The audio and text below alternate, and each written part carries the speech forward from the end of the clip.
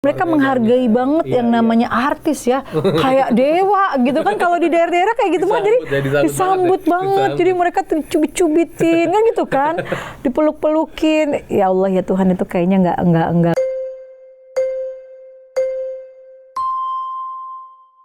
Iya. Jadi lebih suka traveling dong berarti sebenarnya Indasari ini. Iya, lebih ke traveling. Memang kan tadi kan udah aku bilang gara-gara dangdut, aku bisa keliling Indonesia yang terpencil banget gitu loh Bang Tommy. Iya. Dari benar-benar terpencil sekali ya dari situ gitu. Tapi punya pengalaman ternyata di desa-desa terpencil itu masyarakatnya banyak. Iya. Dan yang ngebekas ya, maksudnya ngebekas banget. Paling unik misalnya ketemu fans atau itu apa? Maksudnya kayak selain cubit, selain itu apa? Minta baju gitu kadang. Iya gitu. Lagi dipakai. Kak Indah bagi bajunya dong, sampai di depan hotel ditungguin kan. Ya, terus aku bilang, gimana ya, kasih nggak? Ya udah kita kasih baju yang mana aja yang kita bawa kan gitu kan. Oh jadi mereka luar biasa gitu buat aku. Di Indonesia ini subhanallah Bang Tommy, kita pernah tuh dari Ambon kalau nggak salah kita mau naik kapal capung ya, pesawat capung yang kecil yang isinya cuma 1, 2, 3, 4 berapa orang gitu doang. Terus kita putar-putar sampai 2 jam, turun lagi. Karena mau landing di tempat itu sampai kita kelihatan loh. Kita udah kelihatan itu, maksudnya panggungnya itu udah ada dan orangnya udah banyak. Landing nggak bisa. Katanya di situ nggak tahu kenapa anginnya atau apa, karena ini pesawat kecil.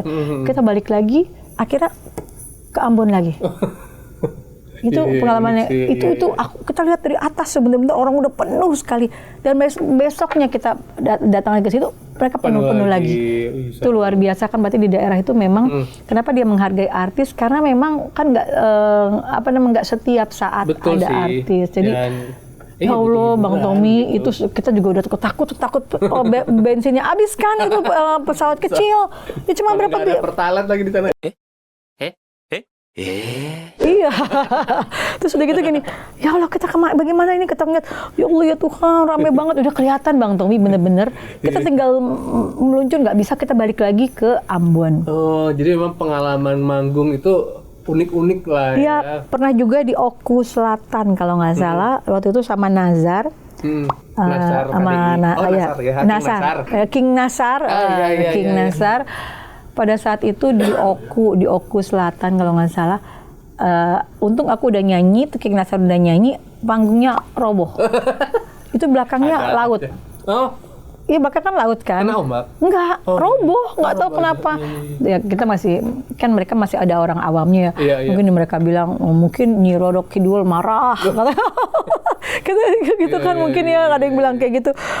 Ya kita nggak ngerti ya, itu pengalaman yang paling luar biasa. Roboh pada saat aku udah nyanyi, tapi aku di panggung juga, tetap aja kita kena imbasnya gitu, sempet luka-luka juga gitu. Berarti emang ya yang nyanyi pengalamannya seru lah ya. Iya, seru banget. Suka dukanya banyak banget. Nah, ngomongin nyanyi, ngomongin kehidupan, tadi udah sempat bisnis juga, terus belajar hukum juga kan ya. Mungkin sampai di titik sekarang nih, menurut Indasari, sukses itu apa sih menurut Indasari? Dulu ketika aku masih belum ikhlas. Aduh, aku kalau ngomong gitu mau sedih nangis. Ketika aku belum ikhlas, sukses itu buat aku ketika aku punya duit banyak. Tapi ketika kita punya uang banyak, belum tentu kita bahagia. Kan kayak gitu kan. Jadi sekarang aku kalau memaknai sukses itu apa? Sukses itu ketika aku merasa bahagia, bisa bahagiain keluargaku, bisa bikin orang bahagia. Itu yang bikin aku sukses gitu. Jadi aku sekarang lebih di titik yang kemarin, kalau mungkin aku nggak dikasih cobaan sama Tuhan, kalau aku nggak sakit, mungkin aku masih di titik yang ikhlasnya susah. Kadang kita kan ikhlas itu nggak boleh diomong kata orang kayak gitu, tapi kan di hati itu kayak masih kayak ada gerutunya, ada ganjelnya gitu. Tapi ketika aku sekarang banyak belajar, banyak melihat gitu kan, aku bilang gitu, yang sukses itu apa? Sukses itu kalau bisa bahagiain mamaku seneng, anak-anakku seneng, orang di sekitar kita senang, itu aja sih. Yes. Jadi aku sekarang emang lebih ikhlas. Jadi kita kadang mau mencapai titik ikhlas itu memang harus melewati banyak sekali rintangan, banyak sekali terpaan atau apapun, karena kalau sukses itu dilihat dari uang. Orang-orang kaya semua bahagia kan gitu kan. Tapi harusnya gitu kan. Tapi sampai banyak kok di Korea juga banyak orang kaya yang bunuh diri. Iya. Artis-artis yang ngetop juga banyak yang kayak mereka hidupnya nggak bahagia gitu. Sekarang aku memaknai hidup sukses itu dengan ketika aku bisa membahagiakan orang tuaku, keluargaku, dan orang-orang di sekelilingku gitu. Aku sekarang belajar untuk kenapa aku pengen lebih pengen tenang tinggal di Amerika gitu. Aku lagi pengen menarik diri dulu dari keramaian, dari apapun, dan aku lagi pengen memperbaiki diri kayak gitu. Itu yang aku merasa sekarang. Aku sekarang lebih kayak apapun aku mencoba untuk Bismillah ya Allah gitu.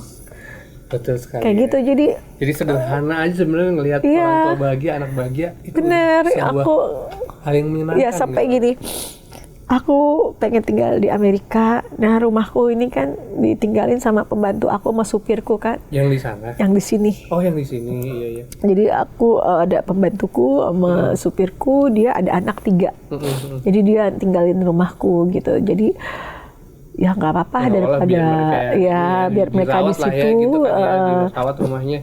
Terus alhamdulillah kebetulan ada keponakanku, sampai aku bilang sama mereka kalau misalkan memang rumahku mau dijual kan ke 7M, 7,5 M gitu kan di rumahnya.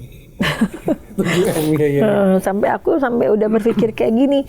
7M ini sampai aku udah kayak mau meninggal gitu loh. Aku di titik yang seperti itu yang nanti aku mau beliin ini buat orang tua aku, terus ya ini sebagian untuk anak-anakku gitu. Aku sampai nanti sisanya aku mau bangun rumah buat aku kalau aku ke Jakarta. Aku cukup dengan segini kok gitu. Aku dari titik yang seperti itu. Jadi kayaknya ketika kemarin aku sakit, soalnya ketika aku sakit aku cuma bisa bilang kayaknya kita punya harta, punya apa-apa kayak nggak merasa Iya, kayak punya harta tapi kayak nggak ada gunanya karena ini nggak sehat gitu kan ya Kak ya. Berarti kayak bener sih kesehatan penting banget. Iya. Bener. Terus aku kalau umroh, aku setiap umroh, alhamdulillah kan aku umroh udah berapa belas kali gitu ya. Aku setiap umroh tuh nggak pernah pakai yang namanya berlian-berlianku, nggak pernah aku pakai. Aku kalau umroh tuh bener-bener polos banget ya. Jadi aku kalau di Mekah itu kayak aduh. Ini sponsor Kak tadi. Thank you, Bang. Nah, aku kalau di Mekah itu kayak tenang banget. Aku kalau di Mekah tuh kayak bahagia banget.